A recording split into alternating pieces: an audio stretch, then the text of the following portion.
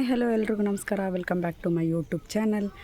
ಬನ್ನಿ, ಇವತ್ತು ನಾನು ವೀಡಿಯೋದಲ್ಲಿ ಏನು ತೋರ್ಸೋಕ್ಕೆ ಇಷ್ಟಪಡ್ತಾ ಇದ್ದೀನಿ ಅಂತಂದರೆ, ನಾನು ನಮ್ಮ ಮಾವನವ್ರನ್ನ ಮಾತಾಡ್ಸೋಕ್ಕಂತೇಳಿ ಹಳ್ಳಿ ಊರಿಗೆ ಬಂದಿದ್ದೀನಿ. ನಾನು ಬಂದು ಹತ್ತತ್ರ ಒಂದು 3.5 ವರ್ಷ ಆಯಿತು. ಮತ್ತು ನಿನ್ನೆ ಬಂದಿದ್ದೀನಿ. ಅದಕ್ಕೆ ನಾನು ಹಳ್ಳಿ ಊರಲ್ಲಿ ಯಾವ ರೀತಿಯಾಗಿ ನಾನು ಕೆಲಸ ಮಾಡ್ತೀನಿ ಅಂತ ಸಣ್ಣದಾಗಿ ವಿಡಿಯೋನ ಮಾಡ್ತಾಯಿದ್ದೀನಿ. ನಿಮ್ಗೆ ಇಷ್ಟ ಆದರೆ ಲೈಕ್ ಮಾಡಿ, ಶೇರ್ ಮಾಡಿ ಮತ್ತು ಸಬ್ಸ್ಕ್ರೈಬ್ ಮಾಡೋದನ್ನ ಮಾತ್ರ ಮರಿಬೇಡಿ. ಸಿಟಿಯಲ್ಲಾದರೆ ನಾವು ಯಾವಾಗ ಎದ್ದೇಳ್ತೀವಂತ ಗೊತ್ತಾಗಲ್ಲ, ಆದರೆ ಲೇಟಾಗಿದ್ರೂ ಯಾರೂ ತಲೆ ಕೆಡಿಸ್ಕೊಳ್ಳಲ್ಲ. ಆದರೆ ಹಳ್ಳಿ ಊರಲ್ಲೆಲ್ಲ ಆ ಥರ ಅಲ್ಲ. ಬೇಗ ಎದ್ದು ಮನೆ ಕೆಲಸ ಎಲ್ಲ ಮುಗಿಸ್ಕೊಂಡು ಆ ನಂತರ ಕಾಫಿ ಕುಡಿತಾರೆ. ಆದರೆ ಈ ಸಿಟಿಯಲ್ಲಿ ಏನು ಮಾಡ್ತಾರೆ ಅಂದರೆ, ಬೆಳಗ್ಗೆ ಎದ್ದ ತಕ್ಷಣವೇ ಟೀ ಬೇಕು ಮತ್ತು ಕಾಫಿ ಬೇಕು ಅಂತ ಹೇಳ್ತಾರೆ. ಆದರೆ ಇಲ್ಲಿ ಹಳ್ಳಿ ಊರಲ್ಲಿ ಆ ಥರ ಇಲ್ಲ.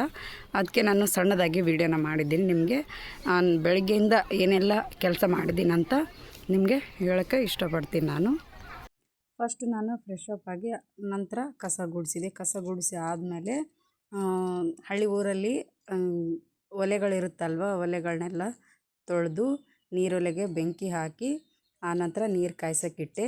ಈಗ ನೋಡಿ ನಾನು ತೋರಿಸ್ತೀನಿ. ಕಸ ಎಲ್ಲ ಗುಡಿಸಾಯಿತು, ನೀರೊಲೆಗೆ ಬೆಂಕಿ ಹಾಕಿದ್ದೀನಿ.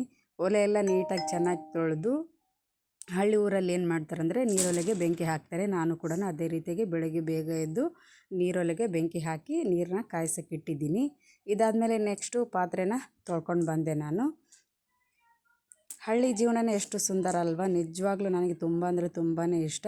ಪಾತ್ರೆ ಎಲ್ಲ ತೊಳೆದಾದ್ಮೇಲೆ ಸ್ವಲ್ಪ ಟೀ ಬಿಸ್ಕೆಟು ತಿಂದೆ. ಆಮೇಲೆ ನೆಕ್ಸ್ಟ್ ನಾನು ಟಿಫಿನ್ಗಂತಲೇ ಇಡ್ಲಿ ರವೆನ ನೆನೆಸಿಟ್ಟಿದ್ದೆ. ಈಗ ಟಿಫಿನ್ಗೆ ಇಡ್ಲಿನ ಮಾಡ್ತಾಯಿದ್ದೀನಿ. ಇವತ್ತು ನಾನು ಇಡ್ಲಿಗೆ ಚಟ್ನಿ ಯಾವ ರೀತಿಯಾಗಿ ಮಾಡ್ತಿದ್ದೀನಿ ಅಂತ, ಏನೇನು ತೊಗೊಂಡಿದ್ದೀನಿ ಅಂತ ತೋರಿಸ್ತೀನಿ ನೋಡಿ ಒಂದು ಸರಿ ನಿಮಗೆ. ನಾನಿಲ್ಲಿ ಚಟ್ನಿ ಮಾಡೋದಕ್ಕೆ 2 ದಪ್ಪದಾಗಿರೋ ಈರುಳ್ಳಿ ತೊಗೊಂಡಿದ್ದೀನಿ. ಹಾಗೆ ಬೆಳ್ಳುಳ್ಳಿ ಕೂಡ ಸಿಪ್ಪೆ ತೆಗೆದಿಟ್ಕೊಂಡಿದ್ದೀನಿ. ಹುಣಸೆಹಣ್ಣು ತೊಗೊಂಡಿದ್ದೀನಿ. ಮತ್ತು ಕೊತ್ತಂಬರಿ, ಹಸಿ ಕರಿಬೇವು, ಹಸಿಮೆಣಸಿನ್ಕಾಯಿ, ಜೀರಿಗೆ ಕೂಡ ತೊಗೊಂಡಿದ್ದೀನಿ. ಮತ್ತು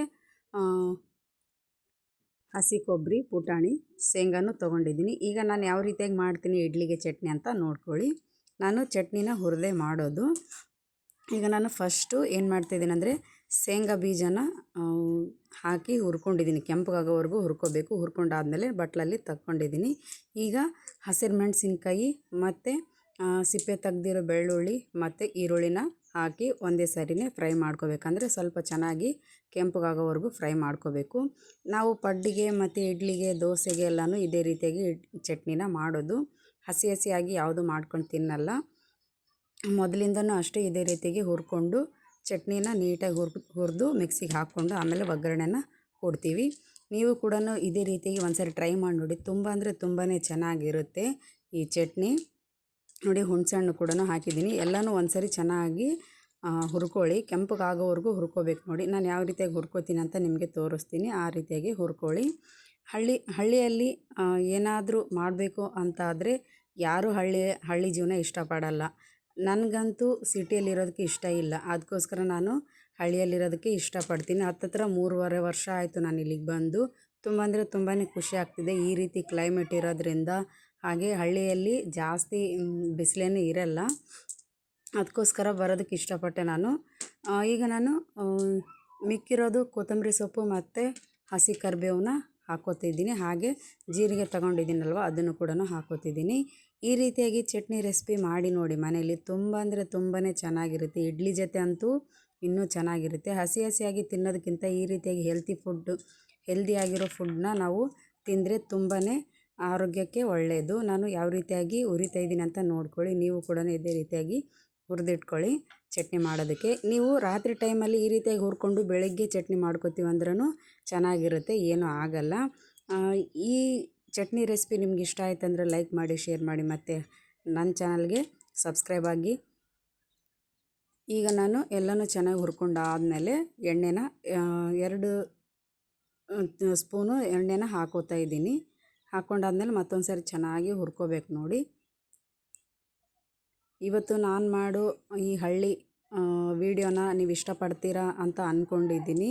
ದಯವಿಟ್ಟು ಲೈಕ್ ಮಾಡಿ, ಶೇರ್ ಮಾಡಿ. ಬನ್ನಿ ಈಗ ಚೆನ್ನಾಗಿ ಹುರ್ಕೊಂಡಾದಮೇಲೆ ಇದಕ್ಕೆ ನಾನು ಫಸ್ಟ್ ಏನು ಮಾಡ್ತಾಯಿದ್ದೀನಿ ಅಂದರೆ ಹಸಿ ಕೊಬ್ಬರಿನ ಹಾಕ್ತಾಯಿದ್ದೀನಿ. ಹಸಿ ಕೊಬ್ಬರಿ ಹಾಕಿದ ಮೇಲೆ ಇದಕ್ಕೆ ಶೇಂಗಾ ಬೀಜ ಹಾಕೋತಿದ್ದೀನಿ ಮತ್ತು ಪುಟಾಣಿ ಕೂಡ ಹಾಕೋತಾಯಿದ್ದೀನಿ. ಹಾಗೆ ಆಗಲೇ ಎಲ್ಲ ಹುರ್ಕೊಂಡಿದ್ದೀನಲ್ವ ಅದನ್ನು ಕೂಡ ಹಾಕಿ ಒಂದು ಸ್ವಲ್ಪ ಉಪ್ಪು ಸಕ್ಕರೆನ ಹಾಕ್ಕೊಂಡು ಚೆನ್ನಾಗಿ ಸ್ವಲ್ಪ ನೀರು ಹಾಕ್ಕೊಂಡು ಚೆನ್ನಾಗಿ ಗ್ರೈಂಡ್ ಮಾಡ್ಕೋಬೇಕು ನೋಡಿ. ಈಗ ನಾನು ಉಪ್ಪು ಹಾಕ್ಕೊಂಡಿದ್ದೀನಿ, ಇದಕ್ಕೆ ಸ್ವಲ್ಪ ಸಕ್ಕರೆ ಹಾಕ್ಕೋತಾಯಿದ್ದೀನಿ. ಸಕ್ಕರೆ ಹಾಕೋದ್ರಿಂದ ತುಂಬಾ ಟೇಸ್ಟ್ ಬರುತ್ತೆ ಈ ಚಟ್ನಿ. ನೀವು ಕೂಡ ಇದೇ ರೀತಿಯಾಗಿ ಹುರಿದು ಒಂದ್ಸರಿ ಟ್ರೈ ಮಾಡಿ ನೋಡಿ. ತುಂಬ ಅಂದರೆ ತುಂಬಾ ಚೆನ್ನಾಗಿರುತ್ತೆ. ಇಡ್ಲಿ ಚಟ್ನಿಗಂತಲ್ಲ, ಬಿಸಿ ಬಿಸಿ ಅನ್ನಕ್ಕೂ ಕೂಡ ಚೆನ್ನಾಗಿರುತ್ತೆ. ಈಗ ಬನ್ನಿ ಮಿಕ್ಸಿಗೆ ಹಾಕ್ಕೊಂಡು ಬಂದಿದ್ದೀನಿ, ಯಾವ ರೀತಿಯಾಗಿದೆ ಅಂತ ನೋಡ್ಕೊಳ್ಳಿ. ಒಂದು ಪಾತ್ರೆ ತೊಗೊಂಡು ಆ ಪಾತ್ರೆಯಲ್ಲಿ ಈ ಚಟ್ನಿನ ತೆಗೆದು ಮತ್ತು ಮಿಕ್ಸಿ ಜಾರಲ್ಲಿರೋ ಚಟ್ನಿನ ಎಲ್ಲನೂ ಸ್ವಲ್ಪ ನೀರು ಹಾಕಿ ಹಾಕ್ಕೋತಾ ಇದ್ದೀನಿ ಪಾತ್ರೆಯಲ್ಲಿ. ನೋಡಿ ತುಂಬಾ ಟೇಸ್ಟಿಯಾಗಿರುತ್ತೆ. ಈ ಇಡ್ಲಿ ಜೊತೆ ತಿಂದರೆ ಯಾವ ರೀತಿಯಾಗಿರುತ್ತೆ ನೀವು ಕೂಡ ಮಾಡಿ ಈ ಟೇಸ್ಟ್ ನೋಡಿ ನನಗೆ ಕಮೆಂಟ್ ಮೂಲಕ ತಿಳಿಸಿ. ನಿಮಗೂ ಹಳ್ಳಿ ಜೀವನ ಇಷ್ಟ ಅಂತಾದರೆ ಕಮೆಂಟ್ ಮೂಲಕ ತಿಳಿಸಿ ನನಗೆ. ಎಲ್ಲ ಚಟ್ನಿ ಪಾತ್ರೆಯಲ್ಲಿ ಹಾಕ್ಕೊಂಡಾದಮೇಲೆ ಈ ರೀತಿಯಾಗಿ ಕೊತ್ತಂಬರಿ ಸೊಪ್ಪನ್ನ ಹಾಕ್ಕೊಳ್ಳಿ. ಹಾಕ್ಕೊಂಡಾದ್ಮೇಲೆ ಒಗ್ಗರಣೆಗೆ ರೆಡಿ ಮಾಡಿದ್ದೀನಿ ನಾನು. ಈಗ ಈ ಕೊತ್ತಂಬರಿ ಸೊಪ್ಪು ಹಾಕಿದ ಮೇಲೆ ಒಗ್ಗರಣೆ ಕೊಡ್ತೀನಿ ನೋಡಿರಿ. ತುಂಬ ಅಂದರೆ ತುಂಬಾ ಟೇಸ್ಟಿಯಾಗಿರುವಂತಹ ಇಡ್ಲಿ ಜೊತೆ ಚಟ್ನಿ ರೆಡಿಯಾಗಿದೆ. ಈಗ ಬಿಸಿ ಬಿಸಿ ಇಡ್ಲಿ ಮಾಡೋದಕ್ಕೆ ಇಡ್ತಾಯಿದ್ದೀನಿ ನಾನು. ಚಟ್ನಿ ಅಂತೂ ರೆಡಿ ಆಯಿತು. ಈಗ ಇಡ್ಲಿ ಮಾಡೋದಕ್ಕೆ ಇಡ್ತಾಯಿದ್ದೀನಿ. ನಾನು ಮಷಿನ್ ವೀಡಿಯೋ ಮಾಡೋಕ್ಕಿಂತ ಮುಂಚೆ ಮೊದಲು ನಾನು ರೆಸಿಪಿ ವೀಡಿಯೋಸ್ನ ಹಾಕ್ತಿದ್ದೆ. ಅಂದರೆ ಮನೆಯಲ್ಲೇ ಮಾಡಿರೋ ರೆಸಿಪೀಸ್, ಯಾವುದೇ ಮಸಾಲೆ ಐಟಮ್ ಇಲ್ಲದೆ ಮಾಡ್ತಿದ್ದೆ ನಾನು. ಈಗ ನೋಡಿ ಇಡ್ಲಿ ಅಂತೂ ರೆಡಿ ಆಯಿತು, ಹೂವಿನಂಥ ಇಡ್ಲಿ. ಮಧ್ಯದಲ್ಲಿ ಬ್ಲ್ಯಾಕ್ ಏನಂತ ನೋಡ್ತಾ ಇದ್ದೀರಾ, ಹಳ್ಳಿ ಊರಲ್ಲೆಲ್ಲ ಏನು ಮಾಡ್ತಾರೆ ಅಂದರೆ ಕರಿ ಉದ್ದು ಅಂತ ಬರುತ್ತೆ. ಆ ಕರಿ ಉದ್ದನ್ನ ಬೀಸಕಲ್ಲಿಗೆ ಬೀಸಿ ಚೆನ್ನಾಗಿ ತೊಳೆದು ಸಿಪ್ಪೆ ಎಲ್ಲ ತೆಗ್ದಾದ್ಮೇಲೆ ನೆನೆ ಹಾಕಿ ಇಡ್ಲಿನ ಮಾಡ್ತಾರೆ. ತುಂಬ ಅಂದರೆ ತುಂಬಾ ಟೇಸ್ಟಿಯಾಗಿರುತ್ತೆ ಈ ಬೀಸಕಲ್ಲಿಂದ ಬೀಸಿರೋ ಉದ್ದಿನಬೇಳೆ. ಅದನ್ನೇ ನೋಡಿ ಯಾವ ರೀತಿಯಾಗಿ ಕಾಣ್ತಾ ಇದೆ ಇಡ್ಲಿ. ನಾನೀಗ ಮುರಿದು ತೋರಿಸ್ತೀನಿ. ಹೂವಿನಂಥ ಇಡ್ಲಿ ತುಂಬಾ ಟೇಸ್ಟಿಯಾಗಿದೆ.